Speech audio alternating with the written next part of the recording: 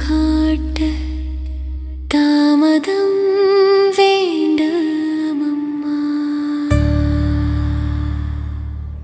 ஓம் அமிர்தேஸ்வரி நமஹ. ஓம் நம சிவாயா. சோ இன்னைக்கு அருள்மொழிகள்ல நம்ம என்ன பார்க்க போறோம் அப்படின்னா 11வது அத்தியாயத்துல அம்மா தூய்மையான அன்பு உலக வாழ்க்கையில இருக்கக்கூடிய அன்பா இல்ல ஆன்மீக அன்பா அப்படின்னு நம்மளுக்கு சொல்லி கொடுத்துட்டு இருக்காங்க. அதுல ஆன்மீக அன்பே சிறந்தது அப்படின்றத அம்மா சொல்லிட்டு உலக வாழ்க்கையில இருக்கக்கூடிய அன்பு தூய்மையா இருந்தது, அந்த காதலுடைய புனிதம் தூய்மையா இருந்தது அப்படின்னா அவங்க கூட இறைவனை அடைய முடியும் அப்படின்னு பார்த்தோம் இல்லையா. சோ இன்னைக்கு தூய்மையான அன்புனா என்ன, கோபியர்களுக்கும் கிருஷ்ணருக்கும் இருந்த அன்பை பத்தி அம்மா நம்மளுக்கு விளக்கிக்கிட்டு இருக்காங்க. அந்த வகையில இன்னைக்கு என்ன சொல்ல போறாங்க அப்படின்றத பார்க்கலாம். தூய அன்பானது காதலனை, அதாவது இறைவனை, இங்க காதலன் அப்படின்றதுல இறைவனை வச்சிருங்க, கிருஷ்ணரை வச்சுக்கோங்க, இல்ல உங்க கடவுளை கூட வச்சுக்கோங்க. தூய அன்பானது இறைவனை இதயபூர்வமாக மனதில் எழுந்தருள செய்வதற்கேற்ற விதத்தில் மனதிலிருந்து அன்பிற்கு ஒவ்வாத எதிரிகளை, அதாவது வாசனைகளை விரட்டி விடுகிறது. என்ன சொல்றாங்க அப்படின்னா, இறைவன் மேல இருக்கக்கூடிய தூய்மையான அன்பு என்ன பண்ணுது அப்படின்னா உன்னோட தேவையில்லாத ஆசைகளை அதுவே விரட்டி அடிச்சிருதான். உன்னுடைய அன்பு புனிதமாகும் போது ஆசைகளே வேண்டாம் அப்படின்ற அளவுக்கு மாறுதான். இப்ப எக்ஸாம்பிள் சொல்லணும் அப்படின்னா, இத்தனை நாள் நீங்க பொத்தி பொத்தி காசை சேர்த்து வச்சிருந்தீங்கன்னு வச்சுப்போம். நகை வாங்கணும், ஒரு லேண்ட் வாங்கணும்னு சேர்த்து வச்சிருக்கீங்க. ஒரு எக்ஸாம்பிளுக்கு தாண்டா சொல்றேன், அதை புரிஞ்சுக்கணுன்றதுக்காக தான் சொல்றேன், தப்பா நினைச்சுக்க வேண்டாம். ஆனா அந்த நேரத்துல நம்மளுக்கு பிடிச்சவங்களுக்கு உடல்நிலை சரியில்லாம போகுது அப்படின்னா வச்சிருக்க காசை என்ன இருந்தாலும் எதுக்காக வச்சிருந்தாலும் அந்த ஆசையை விட்டுட்டு அந்த அன்புக்காக அந்த காசை போட்டு அந்த உயிரை காப்பாத்துவாங்க தெரியுமா. இருக்கிற எல்லாத்தையும் வித்துட்டு கூட காப்பாத்துவாங்க தெரியுமா. அந்த தூய்மையான அன்பு அங்க இருக்கிறதுனாலதான் அந்த விஷயம் நடக்குது. அப்போ ஆசைகள் ஆட்டோமேட்டிக்கா அழியுதா, இதுதான் அம்மா சொல்றாங்க. தூய்மையான அன்பு. அப்ப அந்த இடத்துல அந்த குழந்தை நம்மளை விட்டுட்டு போயிடுமோ, இவங்க ஹாஸ்பிட்டல் இப்படி இருக்காங்களே, இவங்க நம்மள விட்டுட்டு போயிடுவாங்களோ அப்படின்ற அந்த வலி, அந்த பெயின், இவங்க நம்மள விட்டு போகவே கூடாது, போகிற நிலைமையில இருக்கும் போதுதான் போக கூடாதுன்ற எண்ணம் அதிகரிக்கும். கரெக்ட் தானே. அப்ப நீ என்னை விட்டு போயிடக்கூடாது, நீ எனக்கு வேணும் அப்படின்ற அந்த அன்புல எனக்கு வேற எதுவுமே வேண்டான்னு வீட்டை வித்து கூட பாத்துக்கிறவங்க எத்தனையோ பேர் நம்ம பார்த்திருக்கோம். ஆமாவா இல்லையா? நானே பார்த்திருக்கேன். தன்னுடைய குழந்தைக்கு ஆபரேஷன் பண்ணுன்றதுக்காக ஒரு அப்பா வீட்டையே வித்திருக்காரு. அது யதார்த்தமா எல்லாருமே பண்றதுதான் இல்லையா. ஓகே, அப்போ அதுல அந்த தூய்மையான அன்பு இருக்குல்ல, நீ என்னை விட்டு போயிடக்கூடாது, அந்த வழியில வர அன்புல, சாதாரண அன்புக்கும் அந்த வழியில என்னை விட்டு போயிடுவாங்களோ, இவங்க நம்ம விட்டக்கூடாது அப்படின்ற அந்த அன்புக்கும் சாதாரண அன்புக்கும் எவ்வளவு டிஃபரன்ஸ் இருக்கு. சாதாரண நேரத்துல கூட குழந்தைங்களை திட்டுவாங்க. எப்படி திட்டுவாங்க? வேலைக்கு போகணும், ஏன் வீட்லயே இருக்க, ஏன் இப்படி இருக்க அப்படின்னு திட்டுவாங்க. அந்த அதுல அன்பு எப்படி பாத்தீங்கன்னா யதார்த்தமா இருக்கும். ஆனா இவங்க நம்மளை விட்டு போயிடுவாங்களோ, இனிமேல இவங்க நம்மளுக்கு இருக்க மாட்டாங்கன்ற அந்த பயத்துல, அந்த கவலையில அந்த தூய்மை வருது இல்ல. அப்போ நீ எதுவுமே பண்ண வேண்டாம்டா செல்லம், நீ வீட்டுல சும்மா இருந்தா போதும், அவனுடைய உயிரை மட்டும் நீங்க காப்பாத்திருங்க, அவன் வேலைக்கு போலனாலும் பரவாயில்ல, நான் அவனுக்கு சோறு போடுறேன். அந்த புனிதத்துவம் வருது இல்லையா. எப்ப வருது? அந்த பெயின்ல வருது. சாதாரண நேரத்துல கூட வரல, ஆனா அந்த பெயின் அதிகரிக்கும் போது வருது இல்லையா. அதான் சொல்றாங்க, அந்த தூய்மையான அன்பு அந்த பெயின்ல தான் வருமா. அப்படிப்பட்ட பெயின்ல அந்த அன்பு வரும்போது வேற எதுவுமே வேண்டாம், எனக்கு நீ மட்டும் போதுன்ற அந்த எண்ணம் வரும்ன்றாங்க. அதுதான் தூய்மையான அன்புன்னு சொல்றாங்க. அடுத்தது, இதனால் காதலியின், அதாவது பக்தனின் மனம் சதா காதலன் இறைவன் நினைவில் தோய்ந்திருக்கிறது. காதலிடம் காதலனை பருக வேண்டும் என்கின்ற தனியாத தாகம் ஏற்படுகின்றது. காதலனை சாப்பிட வேண்டும் என்கின்ற அடங்காத பசி ஏற்படுகின்றது. அன்பு மயமாக ஆகிவிட வேண்டும் என்னும் அளவில்லா ஆர்வம் ஏற்படுகிறது. சோ அந்த பிரிவின் தாக்கம் எப்படி இருக்குன்னா, நீ எனக்கு வேணும், நான் உன்னை சாப்பிட்டுறணும், உன்னை நான் அடைஞ்சிடணும், உன் கூடயே நான் இருக்கணும், என்னை விட்டு நீ போயிடாத அப்படின்னு அந்த தீவிரத்தினால் அந்த பெயின் வந்தாதான் இந்த தீவிரம் வரும், வரலனா வராது. நான் கூட அம்மாவை அடிக்கடி உன்னை சாப்பிட்டுட்டுமா, உன்னை கடிச்சுக்கிட்டுமா, உன்னை தின்னுட்டுமான்னு கேட்டுக்கிட்டே இருப்பேன். அடிக்கடி ஒரு நாளைக்கு ஒரு தடவையாவது கேட்டுருவேன். ஏன்னா நம்ம அதிகமா சொன்னா அப்ப அம்மா கண்டுபிடிச்சிடும், அம்மாக்கு தெரியாதா என்ன. ஒரு நாளைக்கு ஒரு தடவையாவது உன்னை கடிச்சுக்கிட்டுமா, உன்னை தின்னுட்டுமா, உன்னை சாப்பிட்டுட்டுமா நான் கேட்பேன்.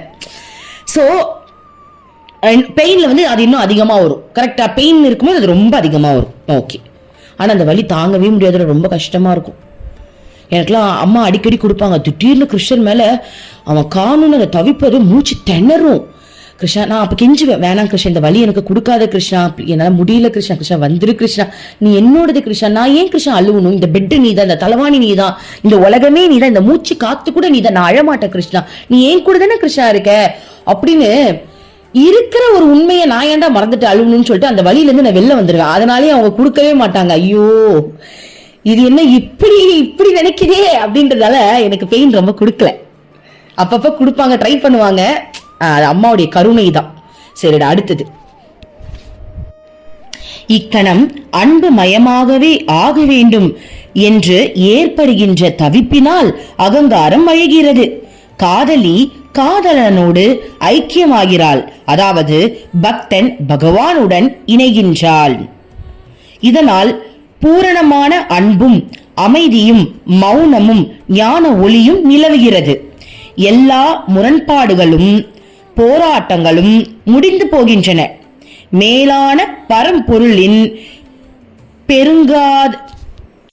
பெருங்காதலில் நீ ஒளி வீசுகின்றாய்.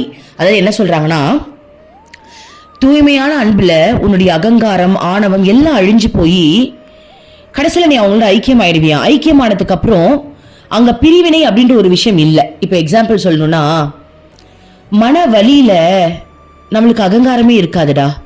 புரியுற மாதிரி சொல்லணும் அப்படின்னா, இப்போ நம்ம கூட இருக்கிறவங்க ஒரு நல்லா படிச்சு ஒரு நல்ல பதவியில இருக்காங்க, நீங்க பெத்த பசங்க ஒரு சூப்பரான ஒரு நிலைமையில இருக்காங்க அப்படின்னா உங்களுக்கு பெருமை வரும். ஓகேவா, என் பையன் பத்தியா எவ்வளோ சம கெத்துல இருக்கான் பத்தியான்ற ஒரு பெருமை வரும். ஆனா அவங்களுக்கே நம்மளுக்கு உடம்பு சரியில்லை, ஒரு மாதிரி கவலை அப்படின்னா அந்த இடத்துல பெருமைலாம் போய் எப்படி தெரியுமா இருக்கும், நான் யாருக்காக வாழ்றேன், யாராவது என்ன அசிங்கமா பேசிட்டு போங்க, என்னை விட நீங்க பணக்காரங்களா இருக்கீங்க இருந்துட்டு போங்கப்பா, என் பையனை விட உன் பையன் பெரிய லெவல்ல படிச்சு அமெரிக்கால வேற லெவல்ல வேலை செஞ்சுட்டு இருக்கானா, அதெல்லாம் எனக்கு பெருமையே இல்லை, எனக்கு அதெல்லாம் வேண்டாம், என் குழந்தை எனக்கு நல்லபடியா கிடைச்சா போதும். அந்த அன்புல அந்த அகங்காரம் ஆணவம் எல்லாம் அழிஞ்சு போய் அந்த புனிதமான அன்புல கடைசியில் அந்த குழந்தை நல்லபடியா பொழைச்சு வரும்போது இது போதும்டா, இதுக்கு மேல எனக்கு எதுவுமே வேணான்னு ஆகுது இல்லையா, அந்த நிலை ஒரு நிலை வருது இல்லையா. இதுவே நம்ம இறைவனை நினைக்கும் போது இறைவனோட ஐக்கியமே ஆயிடுவோம்னு சொல்றாங்க அம்மா. ஓகேவா, இப்ப இதே ஃபீல் நம்மளுக்கு கடவுள் மேல வரும்போது கடவுளோட ஐக்கியம் ஆனதுக்கு அப்புறம் நம்மளையும் கடவுளையும் தனிச்சு வச்சிருக்கிறது எது, அகங்காரம் மட்டுமே. அங்க அகங்காரமே இல்லாம போயிட்டு அந்த வழியில வந்து அகங்காரத்துல அழிச்சிடுறோமா. எனக்கு கூட அடிக்கடி கிருஷ்ணாவில் அந்த ஃபீல் வரும் தெரியுமா. சம்டைம்ஸ் வந்து நான் கிருஷ்ணாவில் கோவப்படுவேன், ஆனா எனக்கு அவன் மேல அந்த பிரிவு ஃபீல் வந்துருச்சு அப்படின்னா நான் ஒத்துப்பேன்.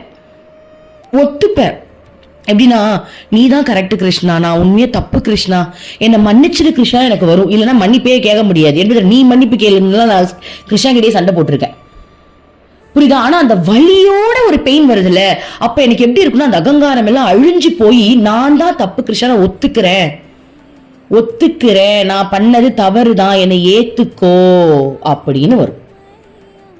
ஓகே, நம்ம ஒரு படத்துல கூட பார்த்திருப்போம், ரோமியோ ஜூலியட்னு ஒரு படம் நினைக்கிறேன். அதுல ஹீரோயின் ஃபர்ஸ்ட் லவ்வரை வேணான்னு சொல்லிடுவா, அதுக்கப்புறம் அந்த லவ்வரை பத்தி புரிஞ்சுக்கிட்டு அந்த பெயின் தாங்க முடியாம அந்த வலி கொடுத்துருவான். அவன் பிரிவுனா எவ்வளவு ஒரு கஷ்டம்னு அந்த வலியை கொடுக்கும் போது அவளுக்கு அந்த அகங்காரம் ஆணவம், நீ எவ்வளவு பெரிய ஆளா இருந்தாலும் பரவாயில்ல, நீ வந்து பெச்சுக்காரனா இருந்தாலும் பரவாயில்ல, எனக்கு அந்த லவ் தான் முக்கியம்னு, எனக்கு வேற எதுவுமே வேணா, நீ மட்டும் போதுன்னு அந்த பெயின்ல தானே அந்த புனிதம் வருது. அதுதான் அம்மா சொல்றாங்க. சோ இதையே நம்ம கடவுளோட கம்பேர் பண்ணும்போது என்ன ஆகுது அப்படின்னா, நம்மளுடைய அகங்காரம் அழியும் போது நீங்களும் கடவுளும் ஒண்ணுன்ற அந்த இணக்கத்துக்குள்ள வந்துடுறீங்க. ஓகேவா. சோ அந்த இணக்கத்துக்குள்ள வந்ததுக்கு அப்புறம் வேற்றுமை என்பதே இல்லாம போயிடுது. அப்புறம் நீ என்ன ஜீவாத்மா பரமாத்மா கலந்ததுனால நீ தனியே கிடையாது, நீ கலந்துட்டு அவ்வளவுதான், முடிஞ்சிச்சு, நம்ம மேட்டர் முடிஞ்சிச்சு. அதுக்கப்புறம் நம்ம கடவுள் ஆயிடுவோம். நம்ம கடவுள் ஆனதுக்கு அப்புறம் யாரு கடவுளை விட்டு தனிச்சு இருக்காங்களோ அவங்கள நம்மளுக்குள்ள அட்ராக்ட் பண்றதுக்கு நம்ம போராடுவோம், அவ்வளவுதான். அதாவது இது வந்து சைக்கிள் மாதிரி. எப்படின்னா, முதல்ல அம்மா பூமிக்கு வந்தாங்க, முதல்ல கடவுள் அடைய விருப்பப்பட்டாங்க, கடவுளை அடைஞ்சிட்டாங்க. அப்புறம் கடவுள் வந்து நம்மள அடைய விருப்பப்படுது, கரெக்ட் தானே. இப்ப நம்மள அடைஞ்சுக்கிட்டு இருக்காங்க அம்மா. அப்புறம் நம்ம கடவுள் ஆனதுக்கு அப்புறம் நம்ம கடவுள் ஆயிட்டோமா, இப்போ நம்ம பூமியில பார்ப்போம் நிறைய ஜீவாத்மாக்கள் இருக்கும். அந்த ஜீவாத்மாவை அடையறதுக்கு நம்ம வந்து மகான்களா பிறக்கலாம், அவங்களை அடையறதுக்கு நம்ம நிறைய விஷயங்கள் பண்ணலாம். ஸோ இது வந்து ஒரு சைக்கிள் மாதிரி.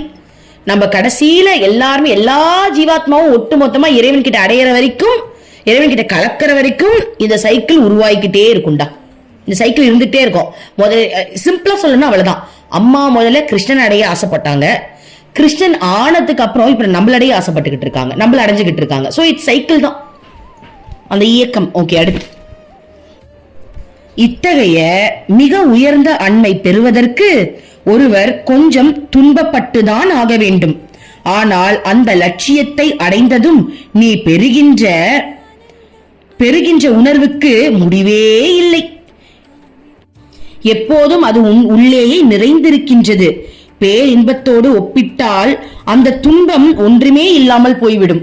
சோ இப்ப நீ படுற துன்பம் அடையிற வரைக்கும் தான். ஒன்ஸ் நீ கடவுளை அடைஞ்சிட்ட அப்படின்னா நீ பட்டதெல்லாம் துன்பமே இல்லையா. அப்ப நம்மளுக்கு ஆசையா இருக்குமா, அடுத்த பிறவில இதை விட நான் துன்பத்தை அனுபவிக்க வேண்டும். எனக்கு தெரிஞ்சு நான் எப்பவுமே நினைப்பேன், அம்மா கடவுள் தானே, ஒரு நல்ல குடும்பத்துல பிறந்து சந்தோஷமா வாழ்ந்திருக்கலாம்ல. கிருஷ்ணனை எப்படி பொத்தி பொத்தி வளர்த்தாங்க யசோதா, அந்த மாதிரி ஒரு குடும்பத்துல அம்மா வளர்ந்துருக்கலாம்ல. அதெல்லாம் பத்தல அவங்களுக்கு. சோ இந்த பிறவில பாருங்க, அம்மா யாரு என்ன ரொம்ப அடிப்பாங்க, யாரு என்ன ரொம்ப தப்பு சொல்லுவாங்க, எந்த ஊர்ல நான் பிறந்தேன்னா இல்லை எல்லாரும் பைத்தியக்காரி நினைப்பாங்களோ அந்த மாதிரி தேர்ந்தெடுத்து அம்மா வந்திருக்காங்கல்ல. ஏன்னா அதெல்லாம் ஒரு துன்பம் கிடையாது. அம்மா சொல்றாங்களே, கடவுளோட கலந்துட்டா இதெல்லாம் துன்பமே கிடையாது. அப்ப அடுத்த பிறவி அடுத்த அவதாரத்துல இதை விட மோசமான சூழ்நிலை பிறக்க கூட அவங்களுக்கு ஜாலியா தான் இருக்கு. ஏன்னா அதெல்லாம் அவங்க அனுபவிக்கிறாங்க. ஏன்னா அந்த மாதிரி வாழ்றவங்களுக்கு ஒரு எடுத்துக்காட்டா இருக்காங்க இல்லையா, இதெல்லாம் துன்பம் கிடையாது அப்படின்னு எடுத்துக்காட்டுக்காகவும் வந்திருக்காங்க. எனக்கு தெரிஞ்சு நான் என்ன நினைக்கிறேன் அப்படின்னா, அம்மா இக்கட்டான சூழ்நிலையில அந்த பக்தி ருசியை அனுபவிக்கிறதுக்காக வந்திருக்காங்க நான் நினைக்கிறேன். இக்கட்டான சூழ்நிலையில கூட அந்த பக்தியை எப்படி பண்றாங்க, இக்கட்டான சூழ்நிலையில பக்தி அதிகமா பண்ண முடியும். ஜாலியா இருக்கிறத விட பக்தி அதிகமா பண்ண முடியும். இப்ப கிருஷ்ணர் சந்தோஷமா அனுபவிச்சார். அவர் கடவுளாவே பிறந்ததுனால அவர் பக்தர்களை தான் அனுபவிச்சார். ஓகேவா, பக்தர்களை அனுபவிச்சார். ஆனா அம்மா பக்தையா பிறந்து கிருஷ்ணரை அனுபவிச்சாங்க. சோ பக்தி பண்ணணும்ன்றதுக்காகவே அம்மா எடுத்த துன்பம் அம்மாவே செலக்ட் பண்ணாங்கன்னு தான் எனக்கு தோணும். இந்த மாதிரி இடத்துல பிறந்தா நம்ம நிறைய பக்தி பண்ண முடியும், நம்ம சீக்கிரமா கடவுள்கிட்ட இன்னும் முழுக முடியும். இவங்கெல்லாம் நம்மளை திட்டிக்கிட்டே இருப்பாங்க. அப்போ நம்மளுக்கு இந்த மனித வாழ்க்கையில இருந்து வெளில வரதுக்கு இது ஒரு வாய்ப்பா அமையும், ஒரு ரோல் மாடலா இருக்கும் அப்படின்றதுக்காகவே அதுல வந்திருப்பாங்க போல. இப்ப அம்மா என்ன சொல்லியிருக்காங்க, நீ எவ்வளவுதான் துன்பப்பட்டாலும் ஐக்கியமானதுக்கு அப்புறம் அந்த துன்பம்லாம் ஒரு விஷயமே கிடையாது. அதனாலதான் அம்மா அவதாரம் எடுக்கும் போது துன்பம் ஒரு விஷயமே இல்லைன்னு தெரிஞ்சதுனாலேயே அந்த துன்பம் நிறைஞ்ச ஒரு வாழ்க்கையை தேர்ந்தெடுக்கிறாங்க போல் இருக்கு. நீங்கள் ஒரு இடத்திற்கு போய் சேர வேண்டும் என்றால் பயணம் செய்ய வேண்டும். அந்த பயணத்தில் சில கஷ்டங்கள் இருக்கதான் செய்யும். அதையெல்லாம் பொறுத்து கொள்ளத்தான் வேண்டும். விமானத்தில் பயணம் என்றால் பல மணி நேரம் பறக்க வேண்டும். ரயிலில் என்றால் பல நாட்கள் பயணம் செய்ய வேண்டும். சரியான தூக்கமோ உணவோ இருக்காது. ஆனால் சேர வேண்டிய இடத்தை போய் சேர்ந்ததும் படுத்துக் கொள்ளலாம், ஓய்வு எடுக்கலாம், உறங்கலாம். அதாவது என்ன சொல்றாங்கன்னா, நீ டிராவல் பண்ணும் போது வரைக்கும் தான் உனக்கு கஷ்டம். டிராவல் பண்ணி அந்த இடத்தை அடைஞ்சிட்ட அப்படின்னா அதுக்கப்புறம் நீ நிம்மதியா இருக்கலாம். அப்போ நம்ம வாழ்ந்துட்டு இருக்க இந்த வாழ்க்கை டிராவல்னு அம்மா சொல்றாங்க. டிராவல் பண்ணும்போது கஷ்டமா தான் இருக்கும். நீ கடவுளை அடையறதுக்கு டிராவல் பண்றல அது கஷ்டமா தான் இருக்கும். ஒன்ஸ் நீ கடவுளை அடைஞ்சதுக்கு அப்புறம், ஒன்ஸ் எப்படி நீ வீட்டை அடைஞ்சதுக்கு அப்புறம் போய் நிம்மதியா போய் படுத்து தூங்குவே, அது எவ்வளவு சுகமா இருக்கும். அதுக்கப்புறம் நீ அவங்களை எப்படி வேணாலும் அனுபவிக்கலான்றாங்க அம்மா. அப்ப நீ கடவுளை அடையிற வரைக்கும் தான் உனக்கு கஷ்டம். ஒன்ஸ் நீ அடைஞ்சிட்ட அப்படின்னா ஜாலி தான், வேற என்ன இருக்கு, ஜாலி தான். அது அழுத்தே போகாது. மனுஷனை நம்ம லவ் பண்ணி கல்யாணம் பண்ணா கூட ஒரு ஸ்டேஜ்ல அது அழுத்து போயிடுது. ஆனா கடவுள் கிட்ட அந்த சுகம் இருந்துகிட்டே இருக்கும் தெரியுமா. எனக்கு அதான் சொல்றல, முதல்ல கிருஷ்ணா மேல வந்த ஃபீல் இன்ன வரைக்கும் அந்த முதல் ஃபீல்லயே இருக்கு. அதெல்லாம் அவங்க போடுற பிச்சை. அப்பதான் நான் தெரிஞ்சுக்கிட்டேன் அம்மா சொல்றது எவ்வளவு உண்மை இல்ல. அந்த ஃபர்ஸ்ட் ஃபீல்லயே இருக்கு பாருங்க, ஐயோ அது வேற லெவல். அது அழுப்பே இருக்காது, அது ஃபர்ஸ்ட் ஃபீல்லயே இருக்கும். அது நம்ம இப்ப நிறைய பேர் நினைக்கலாம், நீங்க சொல்றீங்க பட் எங்களுக்குலாம் அப்படி இல்லையே, ஃபர்ஸ்ட் ஃபீல் வந்துச்சு இப்ப ஃபீலே இல்லையே அப்படி நீங்க நினைக்கிறீங்க. அம்மா ஃபர்ஸ்ட் ஃபீலை கொடுத்து உங்களுக்கு காட்டிட்டாங்க. அந்த ஃபீலை திரும்ப பிடிக்கிறது உங்க கையில தான் இருக்கு. நான் பிடிச்சுக்கிட்டேன், என்னால அந்த ஃபீலெல்லாம் விட முடியாது. ஃபீலிங்கே வரலனாலும் பரவாயில்லடா, ஸ்டோரியை போடுவோம், ஸ்டோரியை போட்டு அந்த ஃபீல்ல நான் வாழ்றேன். சோ அந்த மாதிரி எதையாவது ஒண்ணு பண்ணி அந்த ஃபீல்ல இருந்து வெளில வரக்கூடாது நம்ம எடுக்கிறோம்ல ஸ்டெப்பு, அதுக்கு அம்மா ஹெல்ப் பண்றாங்க. சோ அந்த மாதிரி நம்ம பண்ணும்போது எனக்கு அந்த ஃபீல்ல இருந்து வெளில வர மாட்டேன். அப்போ எனக்கு அம்மா ஹெல்ப் பண்றாங்க, பரவாயில்ல இவ பிடிச்சிட்டா ஹெல்ப் பண்ணலாம்னு ஹெல்ப் பண்ணிக்கிட்டு இருக்காங்க. சோ நீங்களும் விட்டுறாதீங்க. கடவுள் உங்களுக்கு ஒரு ஃபீல் கொடுக்குறாங்க அப்படின்னா அதை பிடிச்சி அந்த ஃபீலை விட்டு நான் வெளில வர மாட்டேன், நீ முயற்சி எடுக்கணும். உலக வாழ்க்கையில திரும்ப போய் விழுந்துடக்கூடாது. வீட்டுல பிரச்சனைகள் இருக்கதான் செய்யும், வீட்டுல அம்மா அப்பா திட்டதான் செய்வாங்க. கணவன் மனைக்குள்ள ஏதாவது ஒரு டிஸ்டர்பன்ஸ் இருக்கதான் செய்யும். ஆனா அந்த கொடுத்த உணர்வை நான் விடவே மாட்டேன், அதை அனுபவிக்கிறதுக்கு நான் முயற்சி செய்வேன். முயற்சி இருக்கணும்ல, எல்லாத்தையும் கொடுத்துக்கிட்டே எப்படி குரு இருப்பாங்க? சோ முயற்சியும் இருக்கணும். முயற்சி நீ பண்ணும்போதுதான் குருவும் அதை செய்வாங்க. சோ முயற்சியோடு அதை நீங்க பிடிச்சுக்கோங்க, விட்டுறாதீங்க. ஓகே, அடுத்தது இப்ப அம்மா சொல்றாங்க, கடலை அடைய ஒரு நதி பல மைல்கள் பயணம் செய்தாக வேண்டும். இந்த பயணம் துன்பமானதுதான், பிறகு அமைதியும் இன்பமுமே. லாபம் என்பது நஷ்டத்திற்கு பிறகே வருகிறது. அது போலவே என்றும் அழியாத பேரின்பம் கொஞ்சம் போராட்டத்திற்கும் துன்பத்திற்கும் பிறகே கிடைக்கிறது. அந்த மிக உயர்ந்த பேரானந்தத்தை பெறுவதற்கு ஒருவர் மன தூய்மை அடைந்தே ஆக வேண்டும். தூய்மைப்படுவது என்பது மனதை அதில் கலந்திருக்கும் அழுக்குகளையும் அசுத்தங்களையும் அகற்றுவதற்காக தகிக்க வைப்பதாகும். இப்படி சூடாகும் போது வேதனை ஏற்படத்தான் செய்யும். சாதாரண உலக இன்பம் பெறுவது என்றால் கூட ஒரு குறிப்பிட்ட அளவு தியாகம் செய்ய வேண்டும். அதாவது புரியுதுங்களாடா? இதோட இது முடியுது. என்ன சொல்றாங்க அப்படின்னா, உனக்கு இறைவனை முழுமையா அடையணும் அப்படின்னா எப்படி கடல் அடையறதுக்கு நதி போராடி உள்ள போய் சேருதோ, ஒரு லாபம் வரணும்னா எப்படி நஷ்டம் கண்டிப்பா வந்துதான் ஆகுமோ, அந்த மாதிரி இதெல்லாம் இருக்கும். ஆனா அதுக்கப்புறம் உனக்கு கிடைக்க போற சுகம் வேற லெவல்ல இருக்கும் நம்ம சொல்றாங்க. சொல்லிட்டு இப்போ ஒரு முக்கியமான விஷயம் சொல்றாங்க பாருங்க. உலகத்தில் இருந்து பெறுகின்ற நிலையற்ற இன்பம் உன்னை முடிவே இல்லாத துயரத்தில் தள்ளிவிடுகிறது.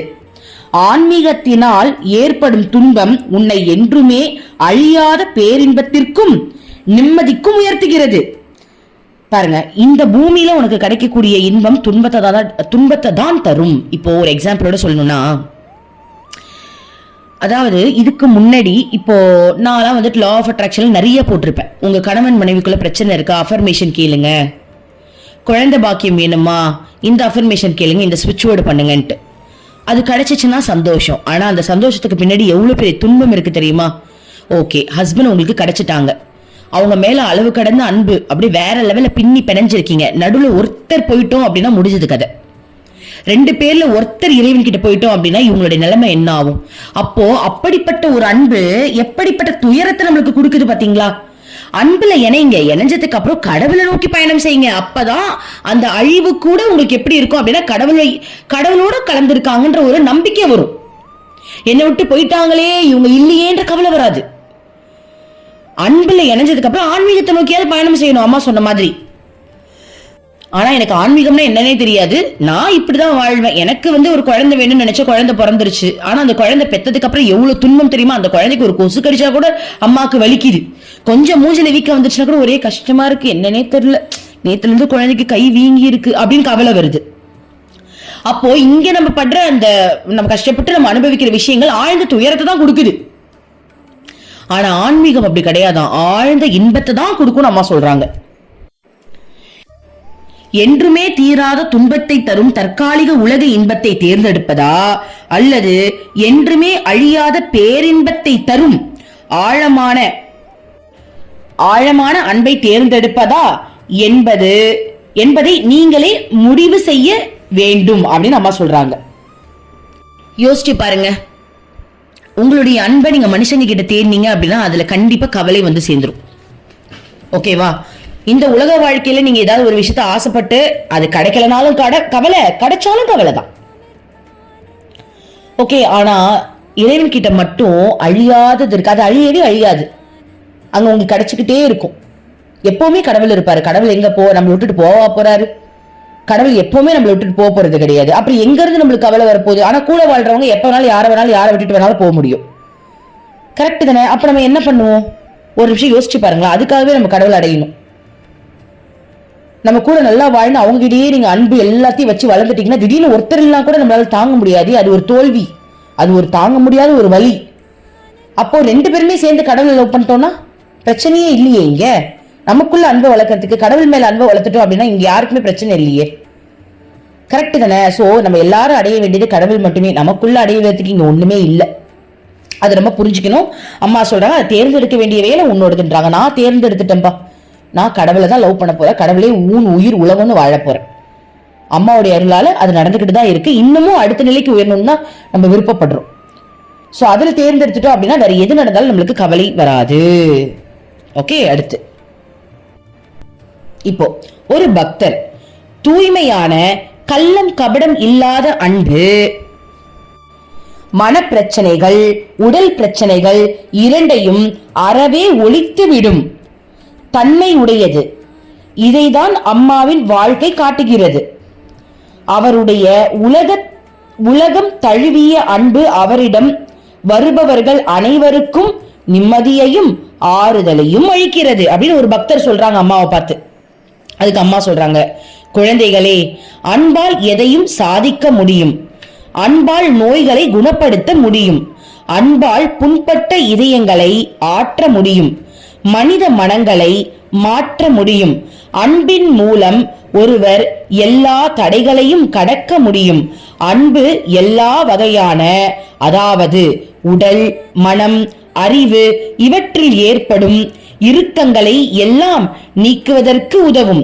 அன்பு வாழ்க்கைக்கு அழகையும் சுவையையும் தரக்கூடிய அமுதமாகும்.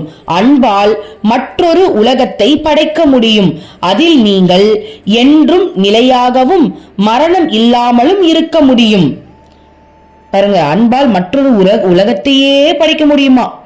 அப்படிப்பட்ட அன்பு நம்ம கொடுக்கிறோம் அப்படின்னா அதில் நிலையாகவும் மரணம் இல்லாமலும் இருக்க முடியும்ன்றாங்க அம்மா.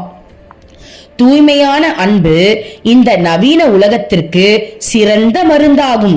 இதுதான் இன்று பல சமுதாயங்களில் இல்லாமல் இருக்கிறது. சரி, இப்ப பாத்துக்கலாம். அம்மா என்ன சொல்றாங்க, தூய்மையான அன்பை நம்ம கொடுத்துட்டோம் அப்படின்னா எல்லாருக்குமே நம்ம சந்தோஷமா வாழ முடியும்ன்றாங்க. இப்போ ஒரு எக்ஸாம்பிள் எடுத்துப்போம். இப்போ உங்க கூட ஒருத்தவங்க இருக்காங்க, அம்மா சொல்லிட்டாங்கப்பா தூய்மையான அன்பை கொடுக்கணும்ட்டு, அதனால அவங்களுக்கு இருக்கிற பிரச்சனையை நான் கஷ்டப்பட்டு நான் தீக்க போறேன், நீங்க உள்ள இறங்குனீங்க அப்படின்னா அது அம்மாவுக்கு தீக்க தெரியாதா? அம்மாவுக்கு அந்த பிரச்சனையை அவங்களுக்கு தீக்க தெரியாதா? இப்ப நீங்க நினைக்கிறீங்க, ஐயோ அவங்க கடன் பிரச்சனை ரொம்ப தவிக்கிறாங்க, நம்ம ஏதாவது கொடுத்து ஹெல்ப் பண்ணலாம் நீங்க நினைக்கிறீங்க. அது அம்மாவுக்கு தெரியாதா? அம்மா கொடுத்து ஹெல்ப் பண்ணியிருந்திருக்கலாமே, இல்ல கடவுள் அவங்களுக்கு ஹெல்ப் பண்ணியிருந்திருக்கலாமே, ஏன் ஹெல்ப் பண்ணல? உண்மையான உதவி, உண்மையான அன்புன்றது கொடுத்து உதவுறது தான் மட்டும் கிடையாது. அது ஞானத்தை கொடுக்கிறது, அது உண்மையை சொல்லி கொடுக்கறது உண்மையான அன்புதான். ஏன்னா அம்மா தான் அன்பு காட்ட சொல்லிட்டாங்கன்னு சொல்லிட்டு போறவங்களுக்கு எல்லாம் நீங்க ஹெல்ப் பண்ற பேர்ல அன்பு கொடுக்கறது பேர் அன்பு கிடையாது. சரியான அன்பை கொடுக்கணும்னு நான் சொல்ல வரேன். புரியுதுங்களாடா? அன்புன்றது எப்படிப்பட்ட அன்பா இருக்கணும் அப்படின்னா ஞானத்தோட கூடிய அன்பு இருக்கணும். ஒருத்தவங்க தப்பு பண்றதுக்கு நம்மளுடைய அன்பு அவங்களுக்கு ஹெல்ப் பண்ணிடக்கூடாது. ஒருத்தவங்க ஆன்மீக ரீதியா முன்னேறதுக்கும் அவங்க பண்ற தவறுகளை திருத்துறதுக்கும் நம்ம அன்பு கொடுக்கலாம். சோ அன்பை கூட நம்ம பெர்ஃபெக்ட்டா கொடுக்கணும். எனக்கு தெரிஞ்ச அம்மா மட்டும்தான் பெர்ஃபெக்டான அன்பு கொடுக்குறாங்க. நம்ம கொடுக்குற அன்பு கூட ஒருத்தவங்க கெடுக்கிறதுக்கு கூட வாய்ப்பா அமையும். அதனால நம்ம பார்த்து தான் அன்பை கொடுக்கணும். அதாவது அம்மா கிட்ட நம்ம நம்மள ஒப்படைச்சு முதல்ல அம்மா பின்னாடி நம்ம போவோம். அதுக்கப்புறம் நம்ம மூலமா அம்மா என்ன பண்ணணுமோ இந்த உலகத்துக்கு பண்ணட்டும். சரியா? சோ தவறாவும் நம்ம பண்ணிடக்கூடாதுன்றது நம்ம சொல்றோம், வேற ஒண்ணும் இல்லை. தனிப்பட்ட மனிதனின் சிக்கல்களிலிருந்தும் உலகத்தில் காணப்படும் எல்லா சிக்கல்களுக்கும் அடிப்படையான காரணம் இந்த அன்பின்மைதான். அன்பு இணைந்திருக்கின்ற ஒரு பெரும் சக்தி. அது ஒரு நாட்டையும் அதன் மக்களையும் இணைக்கிறது. வெறுப்பு பிரிவுகளுக்கும் காரணமாகும் பொழுது அன்பு ஒற்றுமை உணர்வை உருவாக்குகிறது. அகங்காரமும் வெறுப்பும் மக்கள் மனதை துண்டு துண்டாக்குகிறது. அன்புதான் ஆழ வேண்டும். அன்பினால் தீர்க்க முடியாத சிக்கலே இல்லை. இந்த நவீன காலத்தில் மனித மனம் முழுமையாக வறண்டு போய் கிடக்கிறது. தற்கால மக்களின் மனதை அளவுக்கு மிஞ்சிய யோசனைகளும் ஆச்சரியமும் நாசமாக்கி விடுகின்றன. அளவுக்கு மிஞ்சிய யோசனையும் ஆராய்ச்சியும் நாசமாக்கி விட்டன. நம்மளுடைய மனசை இப்ப இருக்கிற தற்காலிக மனசு அப்படிதான் இருக்கா. யோசனை பண்ணி ஆராய்ச்சி பண்ணி நாசமாகி விட்டுடுச்சுன்றாங்க அம்மா. மக்கள் எல்லாவற்றிற்கும் தங்கள் மூளையை சிந்தனையை பயன்படுத்துகின்றார்கள்.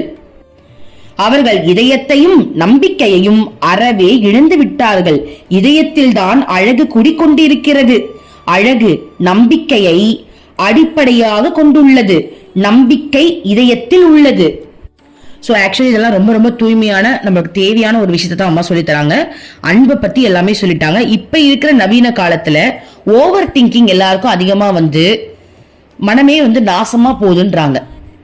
சோ இப்ப இருக்கிற மனுஷங்க மூளையை தான் அதிகமா யோசிக்கிறாங்களே தவிர்த்து இதயபூர்வமா அவங்களுக்கு நடக்கவே மாட்டேங்குதுன்றாங்க. இதயபூர்வமா அந்த அன்பு ரீதியா ஒண்ணுமே நடக்க மாட்டேங்குது. இப்ப எக்ஸாம்பிள், நான் ஒருத்தவங்களுக்கு ஹெல்ப் பண்ணணும்னு நினைக்கிறேன், ஆனா என்னோட மூளை சொல்லுது ஏன் ஹெல்ப் பண்ற, வேண்டாம் விடு, அவங்க இதுக்கு முன்னாடி உனக்கு ஏதாவது பண்ணாங்களா, அந்த காசு எடுத்து வச்சு நீ உனக்கு தேவையானதை பண்ணிக்கோ. மூளை சொல்லு, ஒரு எக்ஸாம்பிளுக்கு சொல்றேன். ஆனா இதயம் சொல்லுது ஐயோ பாவம். சோ இதயம் சொல்றதை கேட்கலாம், ஆனா மூளை சொல்லதை கேட்டோம் அப்படின்னா நம்ம வந்து ஒரு தவறான ஒரு வாழ்க்கையை தான் வாழ்ந்துட்டு இருக்கோம். சோ நம்பிக்கை நிறைஞ்ச இதயபூர்வமான ஒரு வாழ்க்கையை நம்ம வாழணும், அந்த இதயத்துல தானே அன்பு இருக்கு அப்படின்றாங்க. ஓகே, இது வந்து இன்னொரு அழகான டாபிக். நாளைக்கு இன்னும் இதை பத்தி ஆழமா பார்க்கல. ஏன்னா அன்புன்றது ஒரே நாள்ல முடிக்க முடியாது இல்லையா? சோ ஆழமான ஒரு புரிதல் இதை நம்மளுக்கு கொடுக்கும், நம்ம நினைப்போம். நாளைக்கு இந்த டாபிக் பார்க்கலாம். ஓம் அமிர்தேஸ்வர நமः. ஓம் நம சிவாய. மனமே உனக்கு சொந்தம், ஒருவரும் இல்லை என்ற உண்மையை ஒரு நாளும் நீ மறந்திடாதே.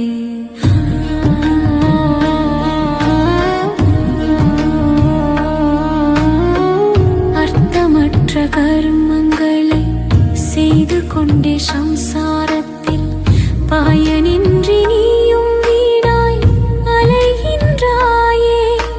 காயமது மாயமதனை சவம் என்று உணர்ந்து கொண்டு சத்தியத்தை அறிந்திட நாம் வழி தேடுவோம்.